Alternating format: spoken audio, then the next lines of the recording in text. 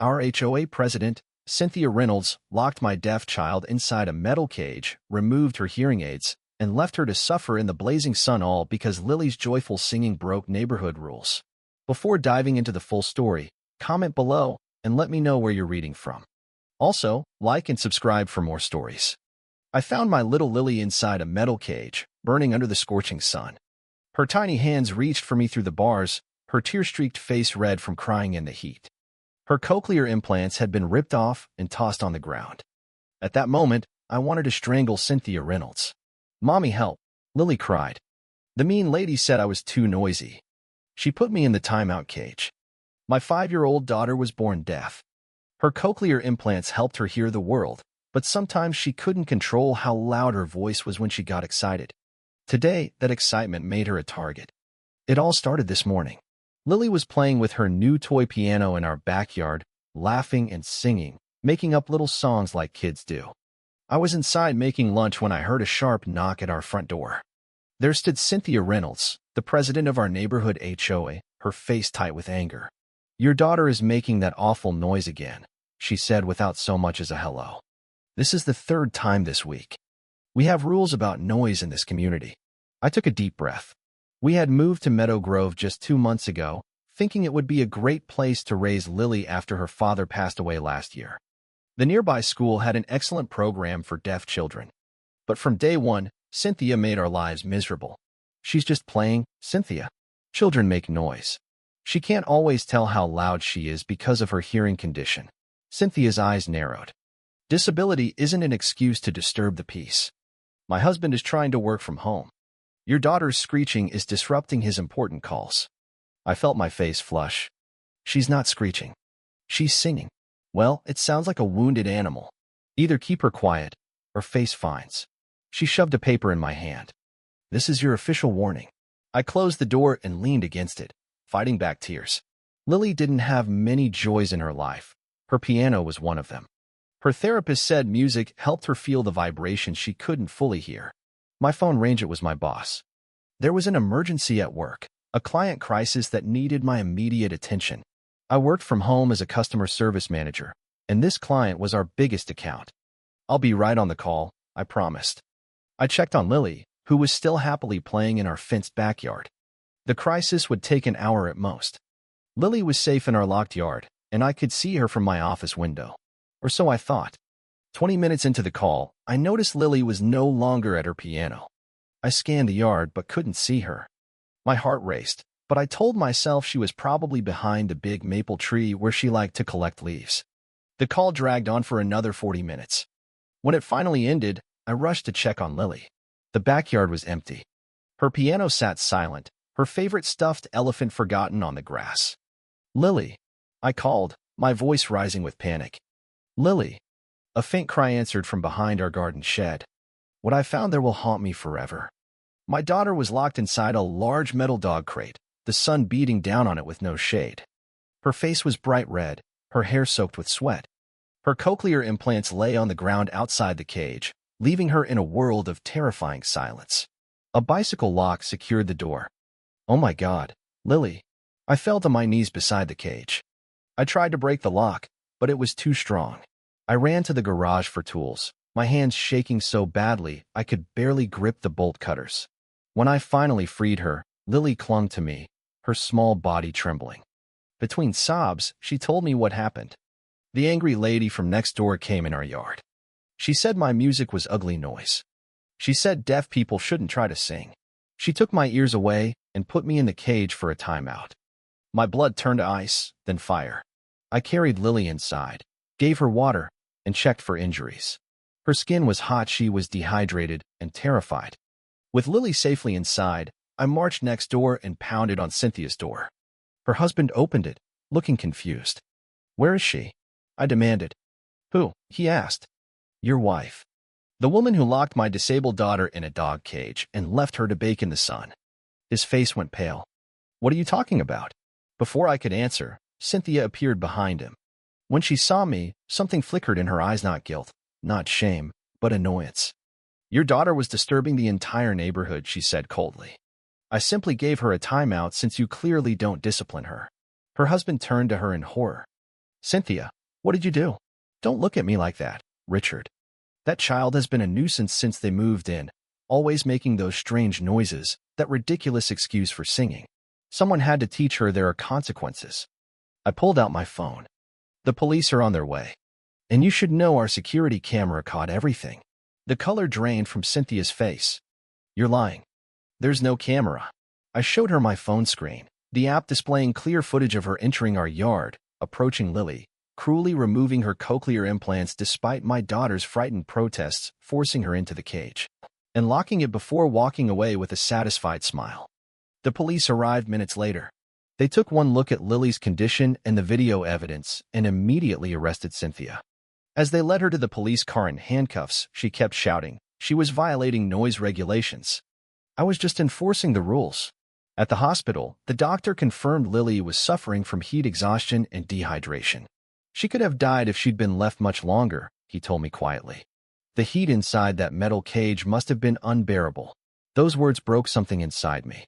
I held Lily's hand as she fell asleep in the hospital bed, her little body hooked up to 4 fluids, and I wept not just for what had happened, but for how close I'd come to losing her. I had tried to be a good neighbor, to understand community rules, and my daughter had nearly paid the ultimate price. News of the incident spread through our neighborhood like wildfire. By evening, families I barely met were at the hospital with toys for Lily, food for me, and support I never expected. We're so sorry, said an elderly man who introduced himself as Mr. Lynn from across the street. Cynthia has bullied all of us for years, but this is monstrous. She threatened to fine me when my husband's oxygen machine was too noisy at night, said a woman named Sophia, tears in her eyes. He was dying of lung cancer, and she complained about his breathing equipment. More stories emerged. Cynthia had terrorized the neighborhood for years, finding a family whose autistic son needed a special swing, threatening an elderly woman who planted unapproved flowers to attract butterflies for her grandchildren, even trying to ban a veteran from flying the American flag because it was too large. No one had stood up to her until now. Richard, Cynthia's husband, came to the hospital the next day, looking broken. I had no idea she was capable of this, he said. We've been married for 15 years, but I never truly knew her. I filed for divorce. I'm selling the house. You'll never have to see either of us again. He handed me an envelope. It's not enough, but it should cover Lily's medical bills and therapy. When Lily was released from the hospital, we returned home to find our neighbors had transformed our backyard. The area where the cage had been was now a beautiful music garden with wind chimes, a small waterproof keyboard, and vibrating sound pads Lily could feel with her feet. A new, sturdy fence had been installed with a state-of-the-art security system. The HOA board called an emergency meeting and voted to remove Cynthia as president. In her place, they elected Sophia, who immediately approved changes to make the neighborhood more inclusive for people with disabilities. But the damage to Lily wasn't so easily fixed. She refused to go into the backyard alone. She had nightmares where she was trapped and couldn't hear anyone coming to save her. She became afraid of her cochlear implants, associating them with Cynthia's cruelty. We started therapy with a specialist in trauma for deaf children. She helped Lily process what happened through art and play. Slowly, my daughter began to heal. The music she once loved became her medicine again. 3 months after the incident, Cynthia's lawyer approached me about a plea deal. She would plead guilty to reduce charges for a lighter sentence. No, I said firmly. She needs to face what she did to my daughter. The district attorney backed me completely. What she did wasn't just cruel, she told me. It was a hate crime against a child with a disability. We're going for the maximum penalty. The trial came 6 months after that terrible day. Lily was stronger by then, though still healing. I had to testify, reliving every horrible moment. When they showed the security footage in court, people gasped. One juror, a mother of young children, openly wept. Cynthia's defense was pathetic. She claimed she found Lily wandering unsupervised and had only temporarily secured her for her own safety. The video destroyed that lie completely. The jury took just 90 minutes to find her guilty on all counts: false imprisonment, child endangerment, and committing a hate crime against a person with a disability. At the sentencing hearing, the judge was furious. Mrs. Reynolds, you locked a deaf child in a cage, took away her ability to hear, and left her to suffer in the heat because you didn't like the sound of her joy, he said. Your actions show a complete lack of humanity. He sentenced her to 7 years in prison, mandatory counseling, and a permanent restraining order preventing her from ever contacting us or serving in any position of authority in a community again. As they led Cynthia away, our eyes met briefly. For the first time, I saw fear in hers. She finally understood what it felt like to be helpless, to be at someone else's mercy. 1 year later, Lily is 6 years old. She still has some fears, but she's singing again. The neighborhood has transformed. The once identical houses now show personality wheelchair ramps where needed, gardens reflecting their owners' tastes, children's toys, basketball hoops, and wind chimes. Every home displays a sign in their window with the American Sign Language symbol for welcome. Last weekend, we hosted the first annual Meadow Grove Inclusion Festival in the community park.